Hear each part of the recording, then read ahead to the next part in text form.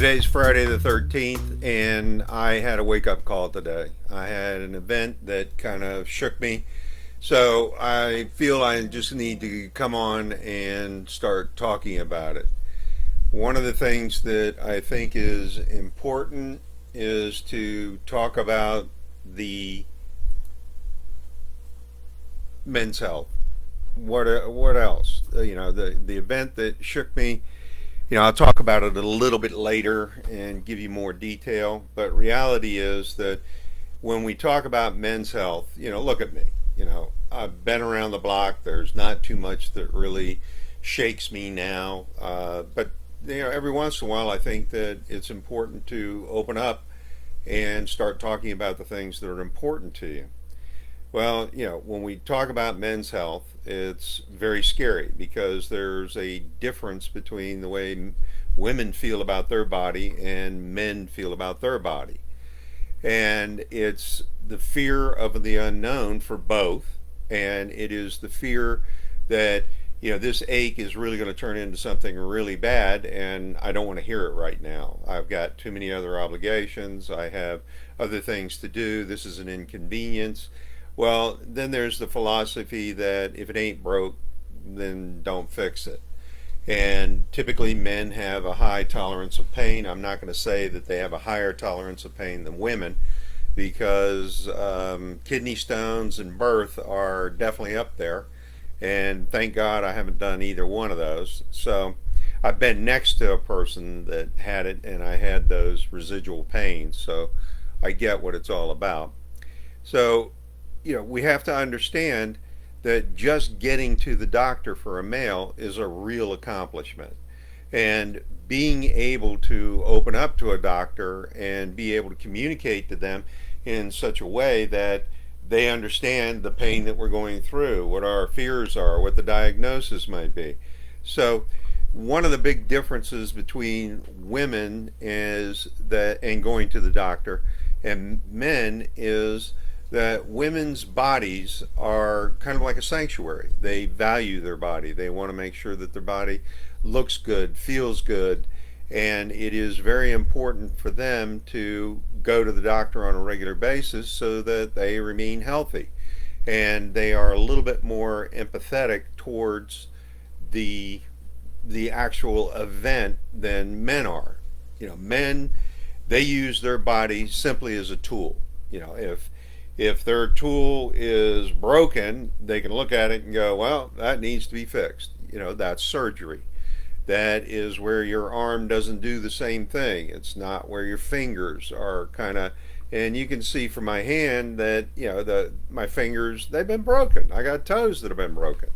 I typically, the only time that I go to the doctor is for an annual checkup, which I'm not excited about. I don't enjoy a colonoscopy. It's not something that I look forward to. And typically, when I do go to a doctor, it's for surgery because one of the things that happens to me is that I use my body as a tool and it breaks, and then I got to go get that little piece fixed. So, when we're talking about what happens in men's health, is that when an event happens, we have too much pain, we have something that's broken, we become bewildered, we don't know what to do. Yes, we are unable to think logically, we are unable to express ourselves. And what that does is creates overwhelmment in us. And we don't want to admit if we happen to have a sexual dysfunction or we happen to have certain body fluids that don't come or flow properly. Well, one of the things about men and men's health is that we don't talk about our mental health. It's okay. We'll get over it. Going through a divorce. Oh, we'll get over it. Having a child die. Right now, with COVID going on, men aren't really taking care of themselves. I'm not excited about going into a doctor's office and sitting there with COVID or the Delta variant. I'm not excited about that at all. And I want to protect myself. And it's when we decide that we are going to interact, we go to the internet. Well, that's not necessarily the best place to go. We need to get competent information. Now, I don't want to lead you down the road that says that you need to go see a physician. I want you to understand that when I talk about men's health, I'm talking about more of a holistic model. I'm not thrilled about some of the things that the American Medical Association does. If you're looking for an instant gratification, yeah, you can go to any doctor you want and pop a pill, and you're just going to get a band-aid. And what I want to talk about in the upcoming events is how to use holistic medicine along with the American Medical Association, chiropractic, some of the other techniques that can heal your body. And it isn't necessarily going to happen overnight because it took years in order for you to get into this condition. So we need to understand how the medication interacts with our body. If we take too much, it makes our head spin. If we don't take enough, it's not effective. And it interacts with other drugs. And it also interacts with the different foods that we have. So part of that holistic approach that I'm talking about is what kind of food are you putting in your body? I'm not a big proponent of putting fast food in my body. And right now, I'm going to admit to you what I take are vitamins and probiotics. I am thinking about taking amino acids because I just heard that one of the great, the lion in the Gulf, he happens to be taking a lot of amino acids. So I'm thinking about that. But one of the things that I really wanted to talk to you that shook me this afternoon was I had an individual that I've known for 16 years, and they are younger, much younger than I am. They're below 50, and they committed suicide. Now, the issue that I'm having and struggling with is I've been through depression. I know what depression is. I've had bouts of depression throughout my life, and I have been able to overcome it. I have used psychotropics.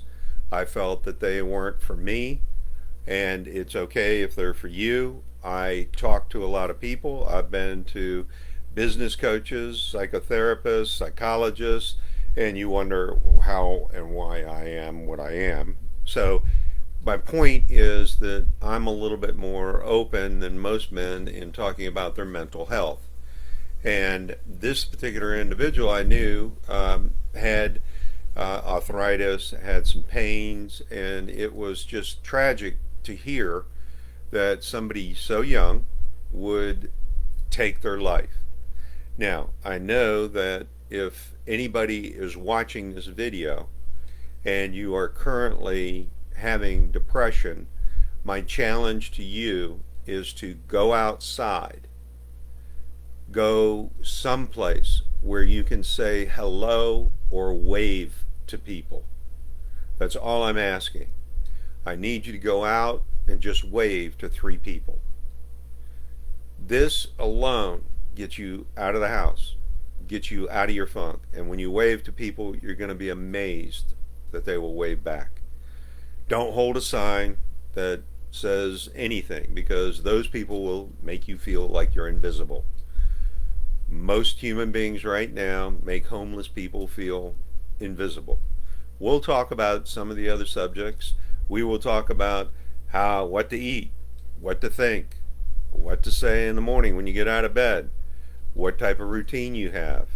And my goal here is to allow this platform, my personal platform, to be more about something that I'm passionate about, that I enjoy talking about, that I have experienced.